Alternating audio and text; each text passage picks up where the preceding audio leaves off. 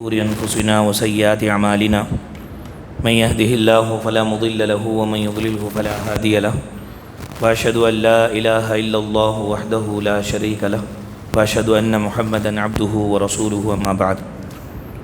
محترم بھائیوں، پیاری ماں اور بہنوں، الحمدللہ آج کو ہمارے 13 روزے مکمل ہو گئے۔ اللہ رب العالمین سے دعا ہے کہ اللہ تعالی ہمارے روزوں کو اور ہمارے قیام اللیل کو قبول فرمائے اور ان کے بدلے میں دنیا اور آخرت کی کامیابی اللہ تعالی ہمیں عطا فرمائے، آمین۔ وما ابرئ، یہ 13واں پارہ ہے۔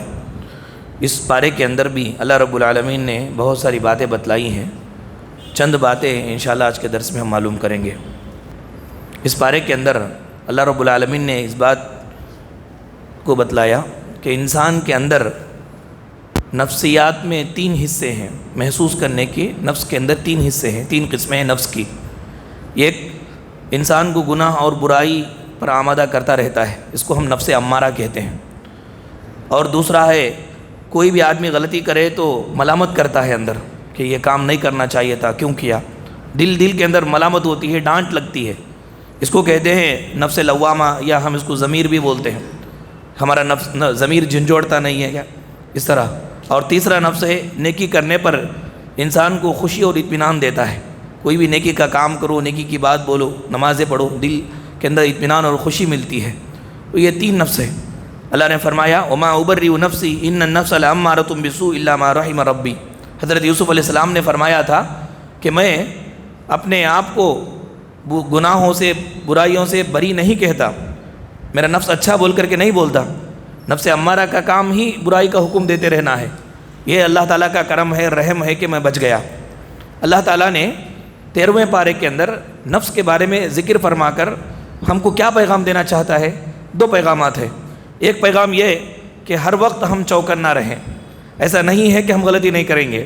نفس امارہ ہمارے اندر موجود رہنے کی وجہ سے ہم غلطی کبھی بھی کر سکتے ہیں، تو چوکنا رہنے کی ضرورت ہے۔ اب نفس امارہ کے دل کے اندر موجود ہونے کی وجہ سے کوئی بھی آدمی اپنے آپ کو پاک نہیں بول سکتا، اسی لیے اللہ نے فرمایا فلا تزکوا انفسکم، اپنے آپ کی صفائی مت پیش کرو، میں بہت پاک ہوں، میں بہت اچھا ہوں مت بولو۔ کون کیسا ہے اللہ جانتا ہے، لیکن نفس امارہ دل کے اندر رہنے کی وجہ سے، اس کا کام ہی برائی کی طرف ابھارنے کی وجہ سے وہ آدمی برائی سے، گناہوں سے بچ نہیں سکتا۔ چوکنا رہنے کی ضرورت ہے۔ اس کے بعد اللہ تعالیٰ نے اپنا تعارف پیش کیا کئی جہتوں سے، کئی طریقے سے۔ ایک بناوٹ اور تخلیقات کے حوالے سے، اللہ الذی رفع السماوات بغیر عمد ترونہا، آسمانوں کو بغیر کسی ستون کے اللہ تعالیٰ نے بلند فرمایا۔ انسان تھوڑی دیر اگر آسمان کی طرف نگاہ اٹھا کر کے دیکھے گا تو ہکا بکا ہو جائے گا، پریشان ہو جائے گا۔ ایک چھوٹی بلڈنگ کھڑا کرنے کے لیے کتنے ستونوں کا ہم سہارا لیتے ہیں، کتنے پلرز ہم ڈالتے ہیں۔ اتنا بڑا آسمان بغیر کسی نظر آنے والے ستون کے وہ کھڑا ہوا ہے، کئی سالوں سے کھڑا ہوا ہے۔ یہ اللہ رب العالمین کی تخلیق ہے، یہ اللہ کی تعریف ہے اس کے اندر، کہ تعریف اس کی چیزوں کو دیکھ کر کے انسان پہچانے کہ وہ کتنا مضبوط ہے پروردگار۔ اس کے بعد شمس و قمر کا نظام ہے، سورج اور چاند کا نظام ہے، پہاڑ ہے، یہ نہریں ہیں، دن رات کا آنا جانا، یہ باغات۔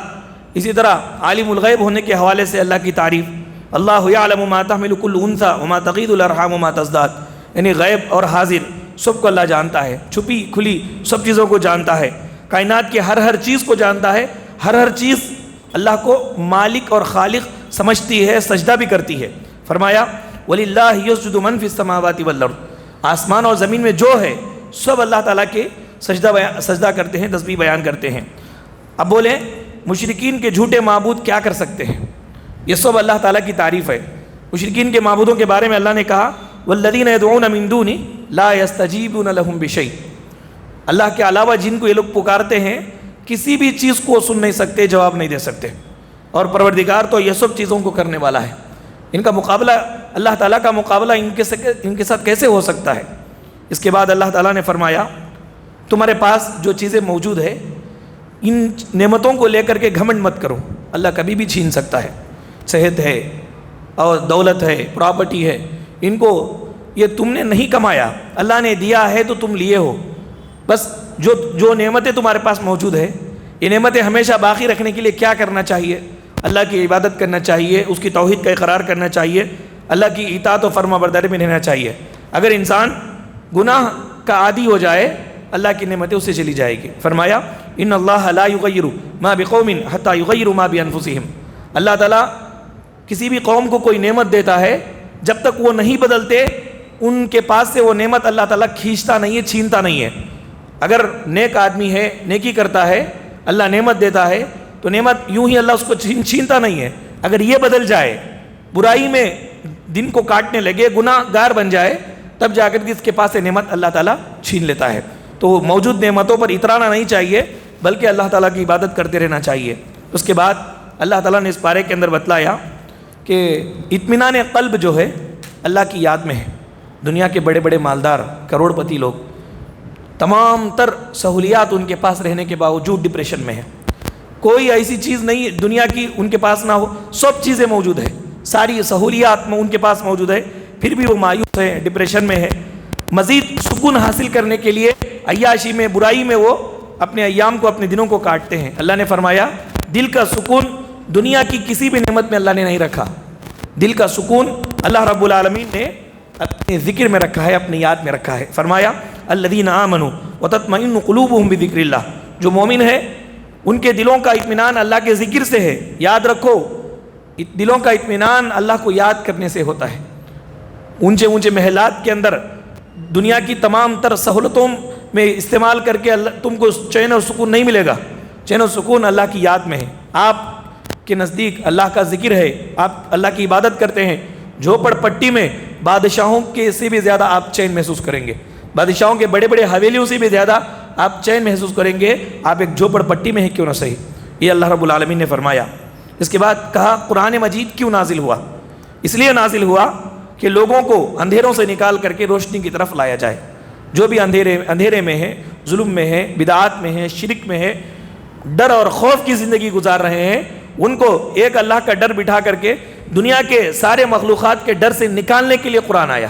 آپ دیکھیں مشرک جو ہوتا ہے چھوٹی چھوٹی چیز سے ڈرتا ہے، چھوٹی چیز، نیمبو کیا ہے یہ، لیکن اس کو کھلنے سے ڈرے گا۔ ایک کنکم ہے، کالا پانی ہے، وہ سامنے اگر پڑ گیا تو بہت ڈر، حالانکہ ہٹا کٹا رہے گا، موٹا تازہ رہے گا، لیکن چھوٹی چھوٹی چیزوں سے ڈرے گا، کیونکہ اس کے اندر توحید نہیں ہے۔ توحید یعنی اللہ رب العالمین نے ان ساری چیزوں سے نکال کر کے ایک اللہ کی بندگی کرنے کے لیے ہی قرآن پاک کو اتارا۔ فرمایا الف لام را کتاب انزلناہ الیک، بے شک ہم نے کتاب اے حبیب آپ پر اتارا، لتخرج الناس من الظلمات الی النور باذن ربہم، کہ آپ لوگوں کو اندھیروں سے نکال کر کے روشنی کی طرف لائیں۔ قرآن پاک پڑھنے والے کو کوئی بیوقوف نہیں بنا سکتا، کوئی دیوانے شانی باتیں بول کر کے اس کا مال لوٹ نہیں سکتا۔ یہ اللہ کی طرف سے نور بصیرت میں ہوتا ہے۔ آپ دیکھیں قرآن پاک سے زیادہ تعلق رکھیں آپ، سامنے والا بناوٹی باتیں، میٹھی باتیں جو بھی بولے گا، دل کے اندر اللہ تعالیٰ نور بصیرت دیتا ہے، اس سے آپ پہچان لیں گے کہ یہ دھوکے کی بات کر رہا ہے۔ اللہ تعالیٰ یہ بصیرت قرآن پاک کی برکت سے دے دیتا ہے۔ اس کے بعد اللہ رب العالمین نے فرمایا آپ کے پاس نعمتیں ہیں، نعمتوں میں آپ زیادتی چاہتے ہیں تو کیا کرنا ہے، اس کا اصول کیا ہے؟ فرمایا وَإِذْ تَأْذَنَ رَبُّكُمْ لَئِن شَكَرْتُمْ لَأَزِيدَنَّكُمْ، آپ کے رب نے بات بتائی، تمہارے پاس موجود نعمتوں پر تم شکریہ ادا کرتے رہو، اللہ تعالیٰ اور ضرور مزید تمہیں نعمتیں عطا کرے گا۔ تو یہ آسان طریقہ ہے ہمارے پاس موجود نعمتوں کو بڑھانے کا۔ محنت کریں لیکن اللہ تعالیٰ کا شکریہ ادا کرتے رہیں۔ زندگی میں جس پوزیشن میں بھی آپ ہیں اس میں آپ اللہ کا شکر کریں۔ جو بھی مالک مجھے دیتا ہے بس اللہ کا شکر ہے، بہت اچھے سے ہے، جو صحت ہے، جو مال و دولت ہے، جیسے بھی آپ ہیں اللہ کا شکر ادا کرتے رہیں۔ یہ نعمتوں میں زیادتی کا آسان فارمولہ ہے کہ شکر ادا کرتے رہیں، اللہ تعالیٰ بڑھاتا رہے گا۔ اقوام ماضیہ جو برباد قومیں تھیں، ان کا جرم یہی تھا کہ انہوں نے ناشکری کی راہ پکڑی، اللہ کی دی ہوئی نعمتوں کی ناشکری کی، اللہ تعالیٰ نے ان کو برباد کر دیا۔ اس کے بعد اللہ تعالیٰ نے متقی لوگوں کے 8 عادتیں بتلایا۔ یہ عادتیں ہم میں ہیں تو باقی رکھنا چاہیے، نہیں ہے تو اپنانا چاہیے۔ 8 عادتیں کیا ہیں متقی کی؟ وفادار ہوتے ہیں، بے وفا نہیں ہوتے۔ آپ کوئی بھی کام قبول لیں اس کو وفاداری کے ساتھ، بڑی ذمہ داری کے ساتھ کرتے ہیں متقی لوگ۔ یوں ہی بغیر اس کے اندر ذمہ داری کے یوں ہی چھوڑ کر کے نہیں چلے جاتے، سر پہ لیتے ہیں کوئی ذمہ داری تو اپنی جان جانے تک اس ذمہ داری پر آپ عمل کرتے رہتے ہیں، اس ذمہ داری کو نبھاتے رہیں گے۔ یہ وزن پن ہے، بھاری پن ہے، یہ وفاداری مومن کے اندر ہوتی ہے۔ اور صلہ رحمی کرتے ہیں، رشتہ داری کو جوڑتے ہیں۔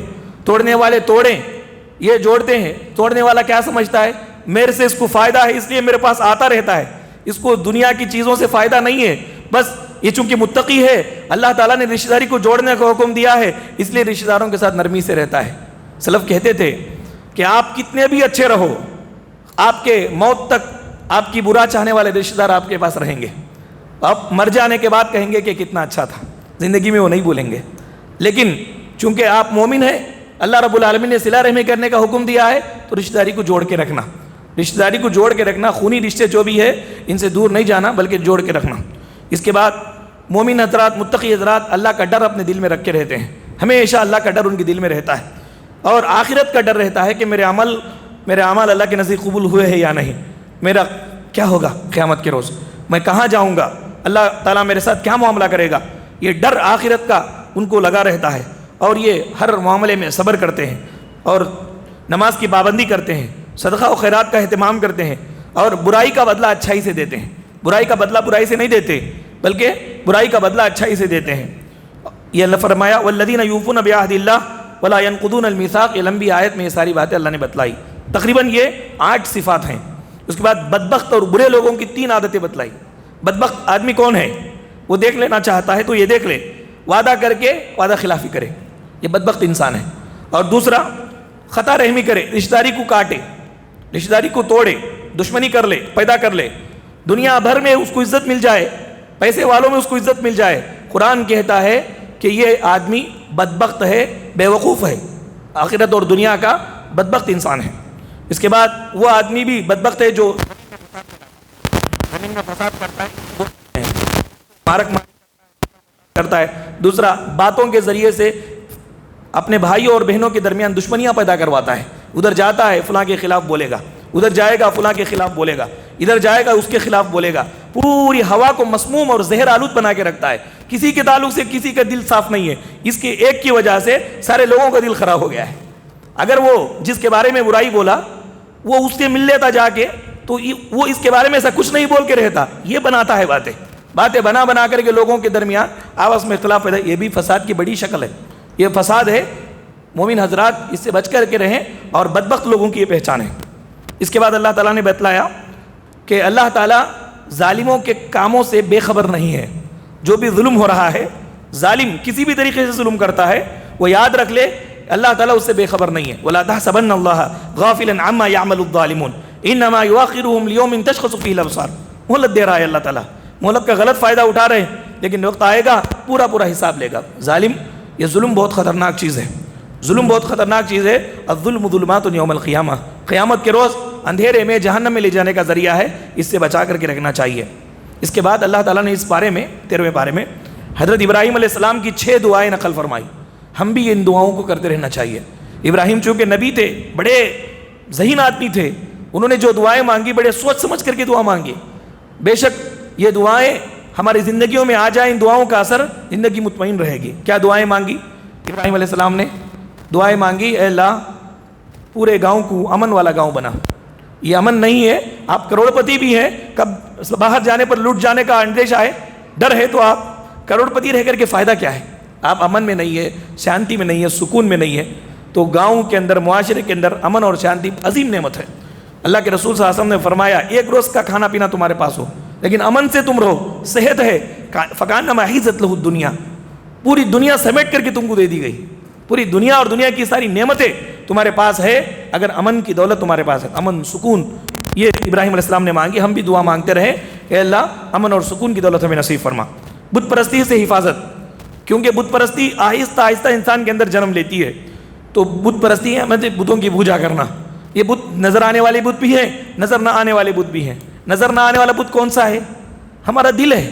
انسان اللہ کی باتوں کو چھوڑ کر کے دل کی بات کو ماننے لگ جائے، یہ جو دل ہے نظر نہ آنے والا بت ہے، اس کی یہ پوجا کر رہا ہے، یہ بھی شرک ہے۔ اس کے بعد اللہ تعالیٰ نے ابراہیم علیہ السلام کی دعاؤں میں تیسری دعا نقل فرمائی، نماز کی پابندی کی دعا کرتے رہنا کہ اللہ ہمیں 5 وقتہ نماز کی پابندی کرنے والا بنا۔ اس کے بعد یہ دعا فرمائی کہ دلوں کا میلان ان کی طرف ہو، دلوں کا میلان، یہ لوگوں کے دلوں کے اندر ہماری قدر اور عزت، یہ حضرت ابراہیم علیہ السلام کی دعا میں شامل ہے۔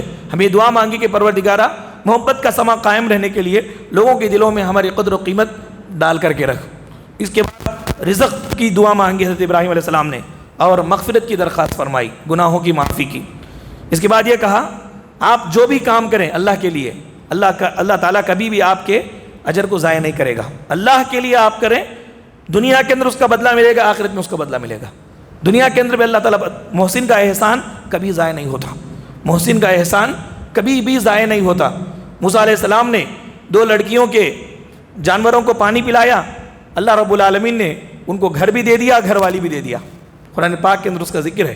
احسان کبھی خالی ہاتھ نہیں جاتا۔ اللہ کے لیے لوگوں کی مدد کرنا سیکھیں، صرف اللہ تعالیٰ کی خوشی کے خاطر، دنیاوی مقصد کے لیے نہیں، دنیا کی کسی چیز کو حاصل کرنے کے لیے نہیں۔ یہ تو بہت لوگ کرتے ہیں، بس اللہ تعالیٰ کی رضا کے لیے احسان کا معاملہ کرنا سیکھیں، اللہ تعالیٰ کبھی اجر ضائع نہیں کرتا۔ یوسف علیہ السلام مصر کی سرزمین میں اعلیٰ اختیارات پر آ گئے، کیونکہ ان کی ساری زندگی احسان کے ساتھ گزری۔ جو بھی معاملہ کرتے تھے صرف اللہ کی خوشنودی کے لیے کرتے تھے، تو نتیجے میں اللہ نے ان کو بڑا بنا دیا، بہت بڑا بنا دیا۔ اس کے بعد یہ کہا بری نظر حق ہے، آدمی کو نظر لگتی، کسی کی خوبصورتی، کسی کے علم اور کسی کی صلاحیت کو دیکھ کر کے لوگ جو ہے اگر نظر دے دے تو نظر بد حق ہے، نظر بد حق ہے۔ چنانچہ اس سے بچنے کے لیے مسنون اذکار کا اہتمام کرنے کی تعلیم دی گئی۔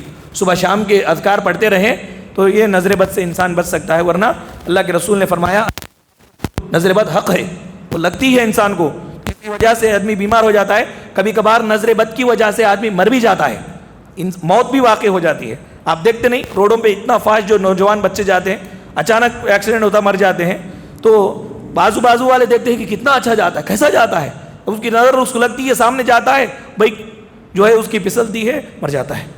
تو یہ نظر بد حق ہے۔ اس کے بعد فرمایا علم کے درجے ہیں، کوئی بھی آدمی ایسا نہیں کہہ سکتا کہ ساری دنیا کا علم میرے پاس ہے۔ اللہ رب العالمین نے علم کے اندر درجے رکھا، ہر علم والے کے اوپر ایک علم والا ہوتا ہے۔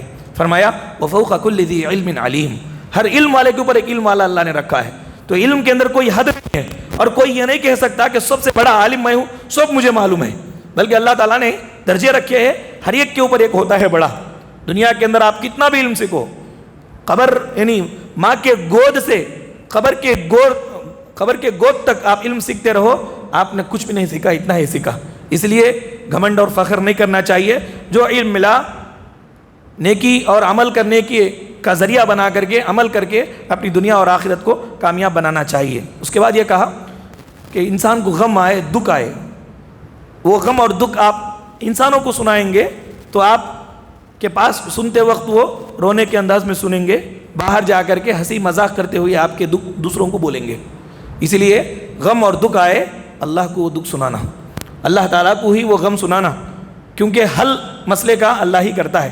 یعقوب علیہ السلام نے کہا تھا انما اشکو بثی وحزنی الی اللہ، میرا غم میں اللہ کو بولتا ہوں۔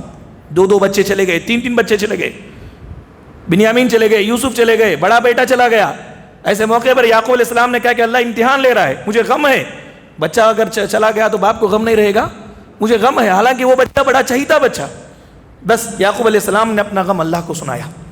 جو بھی دکھ اور غم آیا تو شریعت ہمیں نصیحت کرتی ہے کہ لوگوں کو سنانے کے بجائے، لوگوں میں جا کر کے اس کا ڈھنڈورا پیٹنے کے بجائے اکیلے میں اٹھیں، رات میں اٹھیں، اچھی طرح سے وضو بنائیں، رب کے سامنے 2 رکعت نماز پڑھیں اور ہاتھ پھیلا کر کے رو کر کے اپنے غموں کو اللہ کے سامنے بول لیں۔ اللہ تعالیٰ سیکنڈوں کے اندر آپ کا غم ہلکا کر دے گا۔ یہ غم صحیح ہلکا وہاں ہوتا ہے، اس لیے لوگوں سے اپنے پرابلم کو بولتے ہوئے نہ پھریں، لوگوں کے اندر ہلکے ہو جائیں گے۔ اللہ کے سامنے اپنے پرابلم کو بولیں، اللہ تعالیٰ آپ کو وزن اور بھاری رکھے گا۔ اس پارے کے اندر بہت ساری باتیں اللہ نے بتلائی۔ اللہ تعالیٰ سے دعا ہے کہ اللہ رب العالمین ہم تمام لوگوں کو قرآن احکامات پر عمل کرنے کی توفیق عطا فرمائے۔ اللہ تعالیٰ ہمارے روزوں اور چھوٹی موٹی عبادتوں کو قبول فرمائے اور ان کے بدلے میں دنیا اور آخرت کی کامیابی